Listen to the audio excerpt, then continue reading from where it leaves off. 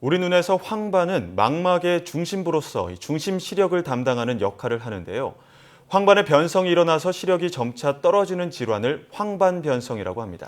네, 그런데 우리나라 40세 이상 성인 1000명 가운데 4명 가까이 황반변성에 걸린다는 분석 결과가 나왔는데요.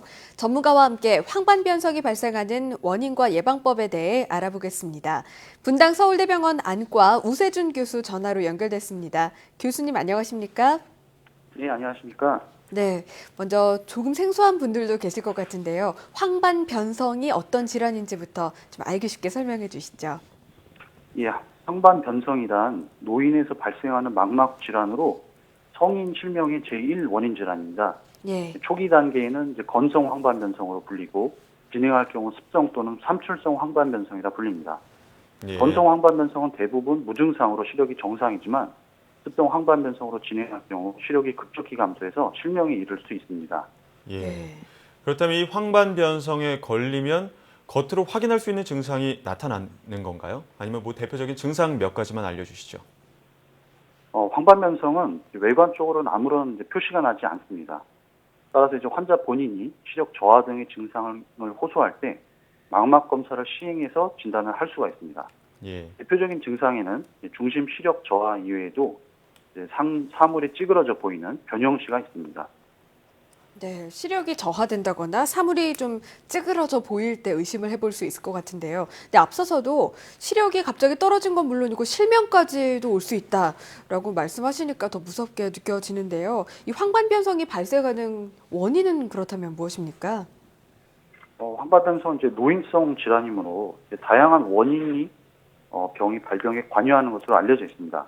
예. 중요한 위험 요인에는 일단 고령의 나이와 가족력, 그리고 특정 유전자 이상, 그리고 또 중요한 것으로 흡연이 있습니다. 예. 그렇군요. 그렇다면 교수님의 연구팀에서 이번에 우리나라 국민의 황반변성 발생률과 유병률을 조사하셨는데요. 구체적으로 어떤 결과가 나왔나요? 이번 연구는 국가 단위에서 행해진 습성 황반변성 발생률과 유병률을 본 세계 최초의 연구가 되겠습니다. 예. 대한민국 40대 이상 성인 2천만 명을 저희가 조사한 결과 습성 황반변성의 발생률이 인구 1만 명당 매년 3명이 발생하고 있고 나이가 증가할수록 기하급수적으로 발생률도 증가해서 65세 이상 노인에서는 매년 1000명당 1명꼴로 발생하고 있고 100명 중에 1명은 황반변성을 갖고 있다고 보시면 되겠습니다. 또한 남자에서 여자보다 약 2배 더 높은 비율로 병이 발병하고 있습니다. 그렇군요. 100명 중에 1명이면 상당한 수치고 또 예. 남성이 여성보다 2배 이상 많이 나타난다고 하니까 방송 보시는 분들 중에 남성분들도 놀랄 것 같은데요. 특히 이번 결과에서 이 40세 이상 남성에게 많이 발생하는 것으로 나타난다라는 말씀을 주셨는데요. 혹시 그 원인이 이제 고령인 경우, 가족력이 있을 경우 또 흡연을 원인으로 꼽아 주셨는데 그 때문은 아닐까 싶습니다. 이 40세 이상 남성에게 많이 발생하는 이유 뭐라고 보십니까? 방금 말씀하신 것처럼 이제 습성 황반변성의 원인 인자로 중요한 것이 흡연이 있는데, 예.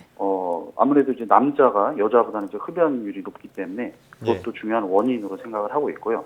그 외에도 이제 습성 황반변성의 원인에 고혈압과 같은 이제 전신 건강 상태도 관련이 있다는 보고가 많이 있습니다. 예. 대한민국 남성이 여성보다 흡연율이 높고 고혈압이나 뇌졸중, 사망률, 암 등 전신 건강 상태가 좋지 않은 것이 그 원인으로 추정할 수 있겠습니다. 예. 여성분들보다 남성분들이 상대적으로 흡연율도 높고 또 고혈압 환자 수도 높기 때문에 아무래도 남성분들한테 유병률이 높다라는 말씀을 해주셨는데요. 그렇다면 황반변성인지 아닌지 진단은 어떤 절차를 거치게 되나요?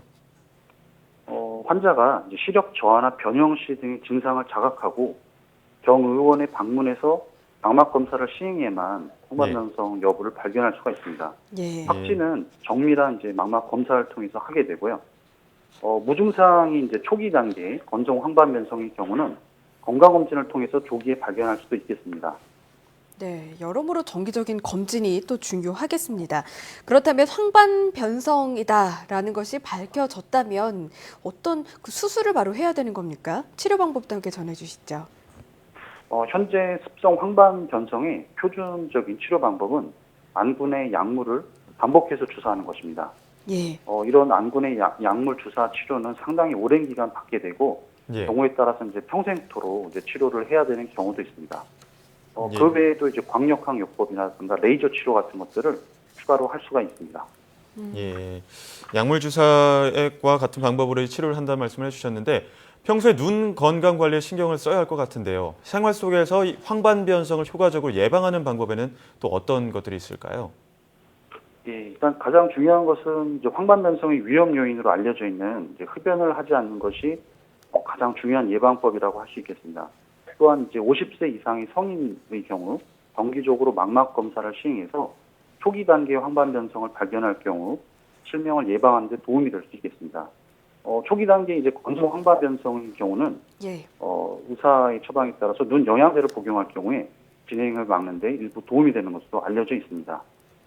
예, 네, 지금 저희가 황반변성에 대한 말씀을 나누고 있습니다만 또 가을철에 되면 안과 질환에 걸리는 분들 많은 것 예. 같습니다. 끝으로 가을철에 조심해야 할 안과 질환과 예방법도 전해주시죠.